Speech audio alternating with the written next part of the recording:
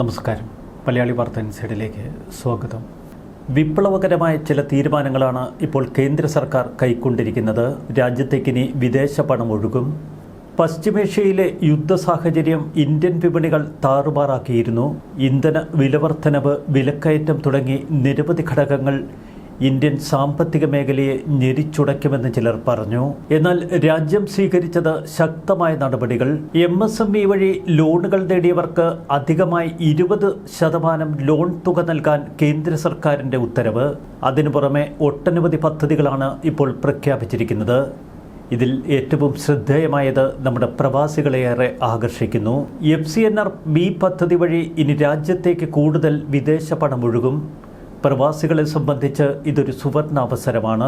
പ്രവാസികൾക്ക് വിദേശ കറൻസികളിൽ തന്നെ ഇന്ത്യയിൽ ഇനി യഥേഷ്ടം നിക്ഷേപം നടത്താൻ കഴിയും. വിദേശ കറൻസികളുടെ ഒഴുക്ക് ആകർഷിക്കുന്നതിനും രൂപയുടെ മേലുള്ള സമ്മർദ്ദം ലഘൂകരിക്കുന്നതിനും വേണ്ടിയുള്ള ഒരു ശക്തമായ നടപടിയാണിത്. 3 മുതൽ 5 വർഷം വരെയുള്ള വിദേശ കറൻസി നോൺ റെസിഡന്റ് നിക്ഷേപങ്ങൾക്കായി ഒരു സ്വാപ്പ് സൗകര്യം സർക്കാർ പ്രഖ്യാപിച്ചു. ജൂൺ 5-ന് ഈ നടപടി പ്രഖ്യാപിച്ചു. 2026 ജൂൺ 8-നും സെപ്റ്റംബർ 30-നുമിടയിൽ സമാഹരിച്ച യോഗ്യമായ FCNR-B നിക്ഷേപങ്ങൾ ഈ പദ്ധതിയുടെ പരിധിയിൽ വരുമെന്ന് കേന്ദ്ര സർക്കാർ പറയുന്നു.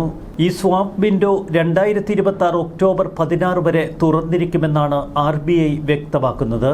വിദേശ കറൻസി നോൺ റെസിഡന്റ് നിക്ഷേപങ്ങൾ എന്നത് ബാങ്കുകൾ പ്രവാസി ഇന്ത്യക്കാർക്കും ഇന്ത്യയിൽ വിദേശ പൗരന്മാർക്കും വാഗ്ദാനം ചെയ്യുന്ന സ്ഥിര നിക്ഷേപ പദ്ധതിയാണ്. ഈ നിക്ഷേപങ്ങൾ വിദേശ പലിശയിൽ തന്നെ നിലനിർത്തുന്നു. ഇത് നിക്ഷേപകരെ വിനിമയ നിരക്കിലെ ഏറ്റക്കുറച്ചിലുകളിൽ നിന്ന് അവരുടെ പണം സംരക്ഷിക്കാൻ സഹായിക്കുന്നു. നിക്ഷേപകന് നിക്ഷേപത്തിൻ്റെ മുതലും പലിശയും കാലാവധി പൂർത്തിയാക്കുമ്പോൾ അതേ വിദേശ കറൻസിയിൽ തന്നെ ലഭിക്കും. FCNR-B നിക്ഷേപങ്ങളിൽ നിന്ന് ലഭിക്കുന്ന പലിശ ഇന്ത്യയിൽ പ്രവാസി നിക്ഷേപകർക്ക് പൊതുവെ നികുതിരഹിതമാണ്. ബാങ്കുകളെ സംബന്ധിച്ച് FCNR-B നിക്ഷേപങ്ങൾക്ക് പ്രധാനമായി 2 ചെലവുകളാണുള്ളത്. നിക്ഷേപകർക്ക് നൽകുന്ന പലിശ ഒരു വശത്ത്, വിദേശ നാണ്യ റിസ്ക് സംരക്ഷിക്കുന്നതിൻ്റെ ചെലവ് മറുവശത്ത്. എന്നാൽ FCNR-B സ്വാപ്പ് സൗകര്യപ്രകാരം യോഗ്യമായ വിദേശ കറൻസി നിക്ഷേപങ്ങൾ സ്വീകരിക്കുന്ന ബാങ്കുകൾക്ക് ആ ഡോളറുകൾ RBIക്ക് വിൽക്കാനും പകരം രൂപ സ്വരൂപിക്കാനും കഴിയും. വിദേശ കറൻസി നിക്ഷേപങ്ങൾ സ്വീകരിക്കുകയും അവയിൽ നിന്ന് ഉൽപ്പാദിപ്പിക്കുന്ന രൂപയുടെ ലിക്വിഡിറ്റി ഉപയോഗിച്ച് വിനിമയ നിരക്ക് അപകട സാധ്യത കൈകാര്യം ചെയ്യാൻ ബാങ്കുകൾക്ക് കഴിയുകയും ചെയ്യുന്നു. 3 മുതൽ 5 വർഷം വരെയുള്ള കാലാവധി FCNR-B നിക്ഷേപങ്ങൾ സമാഹരിക്കുന്നതിലുള്ള ബാങ്കുകളുടെ ഹെഡ്ജിംഗ് ചെലവ് ഫലപ്രദമായി RBI ഏറ്റെടുക്കുന്നു. ഇത് ബാങ്കുകളുടെ ചെലവ് കുറയ്ക്കും. നിക്ഷേപകർക്ക് കൂടുതൽ ആകർഷകമായ പലിശ നിരക്കുകൾ വാഗ്ദാനം ചെയ്യാൻ ബാങ്കുകൾക്ക് കഴിയും. വിദേശ കറൻസി നിക്ഷേപ വരവ് പുനരുജ്ജീവിപ്പിക്കുകയാണ് ഈ പദ്ധതിയുടെ ലക്ഷ്യം. FCNR-B നിക്ഷേപം കുത്തനെ ഇടിഞ്ഞതിനെ തുടർന്നാണ് ഇത്തരമൊരു നീക്കം RBI പ്രഖ്യാപിക്കുന്നത്. 2025 സാമ്പത്തിക വർഷത്തിൽ $7.08 ബില്യൺ നിന്ന് 2026 സാമ്പത്തിക വർഷത്തിൽ $946 മില്യൺ വിദേശ നിക്ഷേപം കുറഞ്ഞിരുന്നു. ചുരുക്കത്തിൽ പ്രവാസി നിക്ഷേപകരെ ആകർഷിക്കുകയാണ് RBIയുടെ ലക്ഷ്യം. ബാങ്കുകൾക്ക് ഉയർന്ന പലിശ നിരക്ക് ഇതുവഴി വാഗ്ദാനം ചെയ്യാനും കഴിയും. ഈ പദ്ധതി പ്രകാരം സമാഹരിക്കുന്ന നിക്ഷേപങ്ങളെ cash reserve ratio, statutory liquidity ratio എന്നിവയിൽ നിന്ന് RBI ഒഴിവാക്കിയിട്ടുണ്ട്. 2008-ലെ അമേരിക്കൻ സാമ്പത്തിക പ്രതിസന്ധി, അതിനെ തുടർന്ന് 2013-ൽ ചില സംഭവ വികാസങ്ങൾ, US ഫെഡറൽ റിസർവ് പലിശ നിരക്ക് കൂടും എന്ന സൂചന നൽകിയിരുന്നു.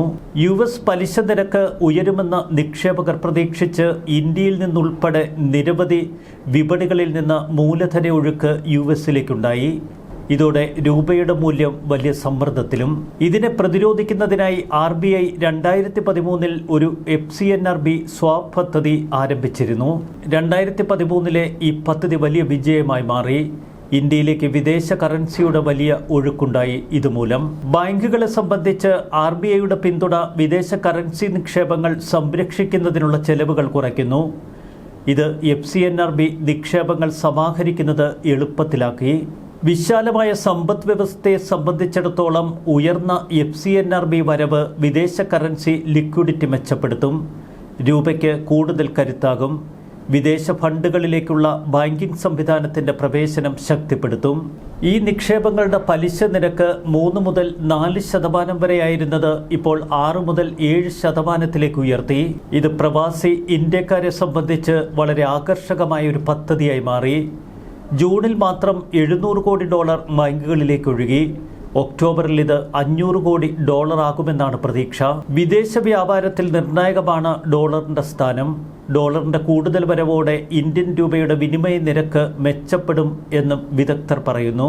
ഇത് സ്വർണ്ണവില കുറയ്ക്കാൻ ഇടവരുത്തും. രാജ്യാന്തര സ്വർണ്ണ വ്യാപാരം നടക്കുന്നത് ഡോളറിലാണ്.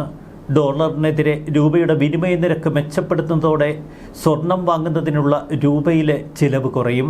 2013 അന്ന് റിസർവ് ബാങ്ക് ഈ പദ്ധതി പ്രഖ്യാപിച്ചതിന് തൊട്ടു പിന്നാലെ $3000 കോടി നിക്ഷേപമാണ് ഇന്ത്യയിലേക്ക് ഒഴുകിയെത്തിയത്. ഇറാൻ US സംഘർഷങ്ങൾ കയവ് വന്നതോടെ സുരക്ഷിത നിക്ഷേപമെന്ന നിലയിൽ ആളുകൾ സ്വർണത്തെ പരിഗണിക്കുന്നത് കുറഞ്ഞു. ഇതിനിടയിലാണ് കേന്ദ്ര സർക്കാർ സ്വർണം പണമാക്കൽ പദ്ധതി പ്രഖ്യാപിക്കാനിരിക്കുന്നത്. വീടുകളിൽ വെറുതെയിരിക്കുന്ന സ്വർണം വിപണിയിലെത്തിക്കാൻ സഹായിക്കുന്ന പദ്ധതിയാണ് ഇപ്പോൾ കേന്ദ്ര സർക്കാർ വിഭാവനം ചെയ്യുന്നത്. ഇത് സ്വർണ്ണ ഇറക്കുമതി വലിയ തോതിൽ കുറയ്ക്കാൻ ഇടവരുത്തുമെന്ന് വിദഗ്ധർ പറയുന്നു. മറുവശത്ത് US-ൽ അടിസ്ഥാന പലിശ നിരക്ക് നേരത്തെ പ്രതീക്ഷിച്ചതുപോലെ വർദ്ധിച്ചേക്കില്ല എന്ന സൂചനകളും ഇപ്പോൾ ശക്തമാണ്. ഇന്ത്യയുടെ സമ്പദ് വ്യവസ്ഥയ്ക്ക് കരുത്തായി മാറാൻ സാധ്യതയുള്ള വീടുകളിലെ സ്വർണ്ണഖനിയാണ് ഇപ്പോൾ കേന്ദ്ര സർക്കാർ നോട്ടമിട്ടിരിക്കുന്നത്. 10 ലക്ഷം കിലോ സ്വർണം പുറത്തെടുക്കുക. വീടുകളിലും സ്ഥാപനങ്ങളിലുമൊക്കെയായി ഇപ്പോൾ വെറുതെയിരിക്കുന്ന കോടിക്കണക്കിന് രൂപയുടെ സ്വർണം വിപണിയിലെത്തിക്കാനുള്ള ശ്രമമാണ് കേന്ദ്ര സർക്കാരിന്റെ അടുത്ത പദ്ധതി. ഈ പദ്ധതി 2015 കേന്ദ്രം അവതരിപ്പിക്കുകയും ഇക്കഴിഞ്ഞ വർഷം പിൻവലിക്കുകയും ചെയ്തിരുന്നു. പരിഷ്കരിച്ച് വീണ്ടും ഇന്ത്യയിൽ ഈ പദ്ധതി അവതരിപ്പിക്കുകയാണ് കേന്ദ്ര സർക്കാരിന്റെ ലക്ഷ്യം. അടുത്ത 2 ആഴ്ചയ്ക്കുള്ളിൽ ഈ പദ്ധതി പ്രഖ്യാപിക്കും. 10 ലക്ഷം കിലോ സ്വർണം ഇങ്ങനെ ശേഖരിക്കുകയാണ് കേന്ദ്ര സർക്കാർ ലക്ഷ്യമിടുന്നത്. നേരത്തെ ബാങ്കുകൾക്ക് മാത്രമാണ് ജനങ്ങളിൽ നിന്ന് സ്വർണം ശേഖരിക്കാൻ കഴിഞ്ഞിരുന്നത്. ഇക്കുറി ജുവലറികളെയും ഇതിൽ ഉൾപ്പെടുത്തുമെന്നാണ് പുറത്തുവരുന്ന വിവരം. അടുത്ത കാലത്ത് രാജ്യത്തേക്കുള്ള സ്വർണ്ണ ഇറക്കുമതിയിൽ കേന്ദ്ര സർക്കാർ കടുത്ത നിയന്ത്രണങ്ങൾ ഏർപ്പെടുത്തിയിരുന്നു. ഇന്ത്യയുടെ വിദേശ നാണ്യ ശേഖരം സൂക്ഷിക്കുന്നതിന് സ്വർണം വാങ്ങൽ കുറയ്ക്കുകയാണ് കേന്ദ്ര സർക്കാർ ലക്ഷ്യമിട്ടത്. എന്നാൽ നിയന്ത്രണങ്ങളല്ല, പകരം രാജ്യത്തെ സ്വർണ്ണശേഖരം നിയമപരമായി ഉപയോഗപ്പെടുത്താനുള്ള പദ്ധതിയാണ് ജനങ്ങൾക്ക് കൂടുതൽ അഭികാമ്യമെന്ന് കേന്ദ്ര സർക്കാരിന് ബോധ്യപ്പെട്ടു. ഇതുവഴി സ്വർണ്ണ ഇറക്കുമതി കുറയ്ക്കാനും വിദേശ നാണ്യശേഖരം സംരക്ഷിക്കാനും കഴിയുമെന്നാണ് സാമ്പത്തിക വിദഗ്ധർ പറയുന്നത്. രാജ്യത്തെ സ്വർണ്ണശേഖരത്തിന്റെ 5% വിപണിയിലെത്തിച്ചാൽ പണലഭ്യത 8.5 ലക്ഷം കോടിയെങ്കിലും കൂട്ടാൻ കഴിയും. ചുരുക്കത്തിൽ വീടുകളിൽ ഇപ്പോൾ സൂക്ഷിച്ചു വച്ചിട്ടുള്ള സ്വർണത്തിന്റെ 5% പുറത്തെടുത്ത് റീസൈക്കിൾ ചെയ്യാൻ കഴിഞ്ഞാൽ ഇറക്കുമതി പൂർണ്ണമായും നിർത്താമെന്ന് വിദഗ്ധർ പറയുന്നു. 2025-26 സാമ്പത്തിക വർഷത്തിൽ $7240 കോടി സ്വർണ്ണ ഇറക്കുമതിക്കായി ഇന്ത്യ ചെലവഴിച്ചത്. 10 ഗ്രാം മുതൽ എത്ര തൂക്കത്തിലുമുള്ള സ്വർണം നിശ്ചിത കാലത്തേക്ക് നിക്ഷേപിച്ച് പലിശ വരുമാനം നേടാൻ കഴിയുന്ന ഒരു പദ്ധതിയാണ് ഇപ്പോൾ കേന്ദ്ര സർക്കാർ വിഭാവനം ചെയ്തിരിക്കുന്നത്. 2015 പ്രഖ്യാപിച്ച സ്വർണം വാങ്ങൽ പദ്ധതി 10 വർഷങ്ങൾക്കുള്ളിൽ എത്തിയത് 38 ടൺ സ്വർണം. ഇതിനിടയിൽ സ്വർണ്ണവില വല്ലാതെ കുതിച്ചു. നിക്ഷേപിച്ചവർക്ക് ഉയർന്ന വിലയും 2% പലിശയും നൽകേണ്ടി വന്നു. ഇത് കേന്ദ്ര സർക്കാരിന് വലിയ ബാധ്യതയുണ്ടാക്കിയതോടെയാണ് ഈ പദ്ധതി കഴിഞ്ഞ വർഷം നിർത്തിയത്. ചുരുക്കത്തിൽ ഇനി സാധാരണക്കാരുടെ വീടുകളിൽ വെറുതെയിരിക്കുന്ന സ്വർണത്തിന് പലിശ നേടാനുള്ള ഒരു നല്ല പദ്ധതി. സ്വർണ്ണാഭരണങ്ങൾ വാങ്ങി പിന്നീടവ വിറ്റഴിക്കുന്നത് ധാരാളം നഷ്ടത്തിനിട വരുത്തും. പണിക്കൂലി, ടാക്സ് തുടങ്ങി പല ഹെഡുകളിലായി പവന് സ്വർണത്തിന് ചെലവഴിക്കുന്ന തുകയോടൊപ്പം അനുബന്ധ ചെലവുകളും നിങ്ങൾ വഹിക്കേണ്ടി വരും. സംസ്ഥാനത്ത് 13,440 രൂപയാണ് ഗ്രാമിൻ്റെ വില. ഒരു പവന് വില വരുന്നത് 1,07,520 രൂപ. എന്നാൽ സ്വർണ്ണക്കടകളിൽ പോയി നമ്മൾ സ്വർണം വാങ്ങുമ്പോൾ സംഭവിക്കുന്നതോ, വിലയിൽ 10% അവർ പണിക്കൂലി ഇനത്തിൽ നമ്മിൽ നിന്ന് അധികമായി വാങ്ങും. നികുതിയും ഹോൾമാർക്കിംഗ് ചാർജുകളും ഒക്കെ ചേർത്ത് 1,21,000 രൂപയോളം ഒരു പവന് ചിലവഴിക്കേണ്ടി വരും. ഈ സ്വർണം നമ്മൾ തിരിച്ചു വിൽക്കുമ്പോൾ നമുക്ക് ലഭിക്കുന്നത് അസൽ സ്വർണ്ണവില മാത്രം. നിക്ഷേപമെന്ന നിലയിൽ സ്വർണം നല്ലതാണ്. പക്ഷേ സ്വർണ്ണാഭരണങ്ങളിലേക്ക് തിരിഞ്ഞാൽ ധാരാളം അപകടങ്ങൾ ഒളിച്ചിരിപ്പുണ്ട് എന്ന് വ്യക്തം. മറുവശത്ത് ഇന്ത്യൻ വിപണിയെ കൈപിടിച്ചുയർത്തുന്ന വിപ്ലവകരമായ നടപടികൾക്കാണ് ഇപ്പോൾ കേന്ദ്ര സർക്കാർ തുടക്കമിട്ടിരിക്കുന്നത്. ന്യൂസ് ഡെസ്ക് മലയാളി വാർത്ത ഇൻസൈഡ്.